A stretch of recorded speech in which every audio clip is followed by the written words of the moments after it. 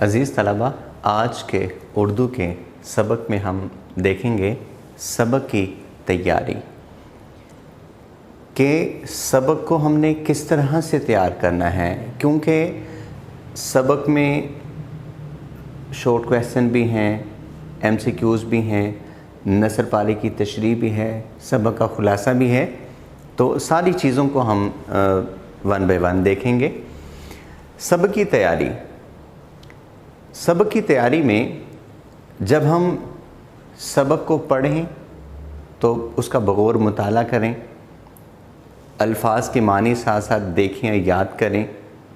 اور اس سبق کو ایز اے سٹوری تیار کریں، ایز اے کہانی لے کر ہم اس کو یاد کریں، اور پھر اس کے بعد جب ہم اس کی مشق کو دیکھیں تو یقیناً ہمارے سوالوں کے جواب اس کے ساتھ ساتھ حل ہوتے چلے جائیں گے۔ اس کے ساتھ آج ہم مشق کی تیاری کریں گے۔ مشق کی تیاری میں ہمارا فوکل پرسن ہے مختصر جوابات۔ اس کا مکمل پیٹرن دیکھیں گے، تیاری کا طریقہ کار کیا ہوگا، اس کی جو اغلاط ہیں اس کی اصلاح بھی ہم ساتھ کریں گے، اور ہمارے سبق کے پڑھنے کا ایک مقصد یہ بھی ہے کہ ہم مکمل نمبر حاصل کریں، کیونکہ ہمارا ٹارگٹ ہے 100% مارکس۔ سوال نمبر 4 مختصر جوابات۔ اس طرح یہ ہمارا پیٹرن ہوگا۔ سوال مکمل نہیں لکھیں گے، سوال کی نمبرنگ کریں گے، اس کی ہیڈنگ دیں گے، جسٹ اس کا آنسر کر دیں گے۔ اگر کہیں پر کوئی ایسا پوائنٹ ہے کہ جہاں پر مناسب سمجھا جا رہا ہو کہ اس کو 2 حصوں میں تقسیم کرنا ہے، تو ہم اس کو 2 حصوں میں اس طرح سے واضح بھی کر سکتے ہیں کہ ایک پوائنٹ ہمارا یہ ہے اور دوسرا پوائنٹ ہمارا یہ ہے، تاکہ جواب خوب واضح ہو جائے۔ تو یہ پیٹرن خوب اچھی طرح سے دیکھ لیں، کیونکہ اردو کے پیپر میں سب سے پہلا پوائنٹ پریزنٹیشن کا ہے۔ آپ کی جتنی اچھی پریزنٹیشن ہوگی اتنا ہی اچھا اثر پڑے گا اور اتنے ہی نمبر حاصل کرنا ہمارے لیے آسان ہو جائے گا۔ تو پھر ایک دفعہ میں بتا دوں کہ پریزنٹیشن پر خاص فوکس کریں۔ مختصر جوابات 10 نمبروں کا سوال ہے، 5 سوال ہمیں حل کرنا ہوں گے، 2 نمبر کا سوال، یعنی کہ ہر سوال کے 2 نمبر ہیں۔ تیاری کے لیے کچھ چیز مزید واضح کر دوں کہ ہمارا سوال نمبر 4 جو ہے، یعنی کہ مختصر جوابات کا، اس میں جو سوال آتے ہیں وہ کچھ یوں ہے کہ حصہ نثر سے 5 سوال پوچھے جاتے ہیں اور حصہ نظم اور غزل سے 3 سوال پوچھے جاتے ہیں۔ یعنی کہ اگر آپ حصہ نظم اور غزل کو مکمل چھوڑ دیں تو 5 سوال جو کہ ہمیں پیپر میں حل کرنا ہے وہ ہم کر سکتے ہیں۔ تو ہمیں یہ اندازہ رہنا چاہیے کہ نظم اور غزل میں سے کتنے سوال آتے ہیں، لیکن ایک بات یہ ہے کہ نظم اور غزل کے جتنے بھی سوال ہیں وہ سب انتہائی مختصر ترین اس کے آنسر بنتے ہیں۔ تو اگر ہم نظم اور غزل کے سوالات تیار کر لیتے ہیں جو کہ انتہائی مختصر ترین جس کے جواب بنتے ہیں، تو ہمارے لیے بہت اچھا ہوگا کہ 3 سوال ہم یہاں سے حل کر لیں گے، 2 سوال ہم حصہ نثر سے حل کر کے ہم پورے 10 نمبروں کے حقدار بنیں گے۔ تیاری کا طریقہ کار ایک دفعہ پھر دیکھ لیں کہ جب ہم سبق کو پڑھیں تو سبق کا بغور مطالعہ کریں، خوب فہم کے ساتھ سبق کو پڑھیں، الفاظ معنی ساتھ ساتھ انڈرلائن کرتے رہیں، ساتھ ساتھ اس کو یاد کرتے رہیں۔ اور الفاظ معنی یاد کرنے کا ایک طریقہ یہ بھی ہے کہ آپ جملے کے سیاق و سباق سے اس کو یاد کریں، اور پھر جو سبق ہے اس کو ایک کہانی کے، ایک سٹوری کے انداز پر آپ یاد کریں۔ جیسے مثال کے طور پر 9th کلاس میں ہمارا پہلا سبق ہے ہجرت نبوی صلی اللہ علیہ وسلم۔ جب ہم اس سبق کو پڑھیں تو سبق کو 1-2 دفعہ پڑھنے کے بعد ایز اے سٹوری ہم اس کو لیں۔ جب ایز اے سٹوری ہم اس کو لیں گے تو یقیناً ہمیں پورا کا پورا سبق یاد ہو جائے گا۔ اور ریڈنگ کے دوران پڑھتے وقت کچھ الفاظ کو انڈرلائن کر لیں،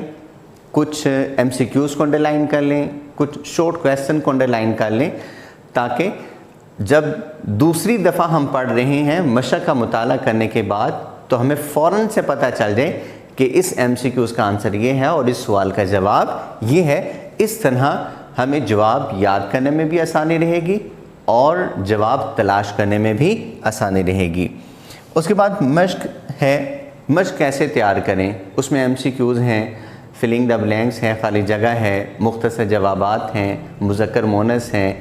یعنی کہ ایم سی کیوز کا بہت سارا حصہ ہماری مشق میں ہی شامل ہے، تو ہم اس کو مشق سے ہی تیار کریں۔ واحد جمع، مذکر مونس، الفاظ متضاد، الفاظ مترادف، اعراب 9th میں دیے ہوئے ہیں، 9th میں اعراب پیپر میں نہیں آتے، ہماری بک میں موجود ہیں، تو اس کو یاد کرنے کی فی الحال ضرورت نہیں ہے۔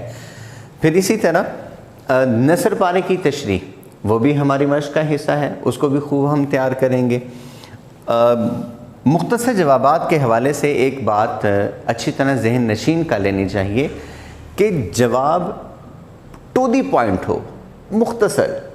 مکمل مگر جامع ہونا چاہیے۔ تو اس بات کا ہمیں خاص خیال رکھنا ہے، کیونکہ ایک ایک دو لائنوں کا تو یہ آنسر ہے اور خوب اچھی طرح پڑھا بھی جاتا ہے، اس میں معمولی سی غلطی بھی فوراً پکڑی جاتی ہے، اور کئی دفعہ کچھ بچے مختصر جواب کو اس طرح طول دے جاتے ہیں گویا کہ وہ ایک لینتھی کویسچن لگنے لگتا ہے، تو ایسا مناسب نہیں ہے۔ اس کے ساتھ ہی ہم ممکنہ اغلاط کو دیکھتے ہیں۔ سوال نمبر، اکثر بچے مین ہیڈنگ جو دیتے ہیں اس میں الفاظ کو ملا کر لکھ لیتے ہیں، جو کہ انتہائی بیڈ امپریشن ہے۔ چیکر کو فوراً پتہ چل جاتا ہے کہ بچے کے پیپر میں اس طرح کی غلطیاں ہیں جو کہ اس کو 100% مارکس دینے والی نہیں ہیں۔ پھر اسی طرح سوال مکمل لکھنا، کچھ بچے کیا لکھتے ہیں، مثال کے طور پہ ہجرت نبوی سے کیا مراد ہے، وہ لکھیں گے ہجرت نبوی سے کیا مراد ہے، پورا سوال لکھیں گے، جبکہ پورا سوال نہیں لکھنا۔ آپ پہلے بھی دیکھ چکے ہیں ایک نمونے کے طور پر کہ صرف اس کی ہیڈنگ بنانی ہے۔ پھر اکثر بچے سین لکھیں گے، نیچے جیم لکھیں گے، کچھ سوال لکھیں گے، جواب لکھیں گے، ایسا کچھ بھی نہیں کرنا، صرف نمبرنگ کرنی ہے، سوال کی ہیڈنگ بنانی ہے اور نیچے اس کا جواب لکھ دینا ہے۔ املا اور جملہ سازی کا خاص خیال رکھنا ہے کہ کیونکہ ایک آدھ 1.5-2 لائن کا تو ہمارا جواب ہے، اگر اس میں بھی ہماری املا کی غلطیاں اور جملہ سازی اچھی نہ ہوئی تو نمبر کٹنے کا چانس ہے، جبکہ ہمارا ٹارگٹ 100% ہے۔ اسی طرح حروف کا خاص خیال رکھا جائے گا، کچھ بچے دو حروف کو آپس میں ملا کے لکھ لیتے ہیں، یا کا کی میں کی غلطی کر جاتے ہیں، یا واحد کی جگہ جمع کی جگہ واحد، مذکر کی جگہ مونس کی جگہ مذکر لکھ لیتے ہیں، تو انتہائی نامناسب ہے۔ اسی طرح بے جا طوالت، جتنا سوال ہے اتنا جواب دیں، جتنا سوال پوچھا گیا ہے صرف اتنا جواب دیں، بے جا جواب کو طوالت دینے کی ضرورت نہیں ہے۔ پھر اسی طرح کچھ بچے بچگانہ انداز سے جواب دیتے ہیں، کیا مطلب، جیسے کہ سوال نمبر 3 ہے جناب امیر سے کیا مراد ہے، تو کوئی بچہ صرف اتنا سا آنسر لکھ دے حضرت علی رضی اللہ تعالیٰ عنہ، تو یہ مناسب نہیں ہے۔ یا دوسرا سوال ہے سن ہجرت نبوی کیا ہے، کہ آپ صلی اللہ علیہ وسلم نے کون سے سن میں ہجرت کی، تو کوئی بچہ صرف اتنا لکھ دے کہ آپ نے نبوت کے 13ویں سال ہجرت کی، یا خالی 13ویں سال لکھ دے، تو انتہائی نامناسب ہے۔ پھر اکثر بچے کیا کرتے ہیں، ہر پارٹ کے بعد انڈر لائن کر لیتے ہیں، ایک سوال لکھا اس کو انڈر لائن کیا، دوسرے کو لکھا انڈر لائن کیا، اور کچھ بچے بے جا انڈر لائن کرتے ہیں، جبکہ طریقہ یہ ہے کہ ایک سوال کے 5 جز ہیں، 5 جز مکمل کرنے کے بعد نیچے اینڈنگ لائن لگائیں گے آپ۔ اور پھر مارکر کا پراپر استعمال، مارکر کا بہتر استعمال، کہاں پر ہمیں کون مارکر استعمال کرنا ہے، ہیڈنگ بناتے وقت، جیسا کہ نمونے سے آپ کو ظاہر ہے کہ اوپر مین ہیڈنگ بناتے وقت، پھر سب ہیڈنگ بناتے وقت پراپر مارکر کا استعمال کیا جائے گا۔ اس طرح ہمارا مختصر جوابات کا جو سوال ہے وہ انتہائی دیدہ ذیل، خوبصورت اور مکمل نمبروں کا مستحق بنے گا۔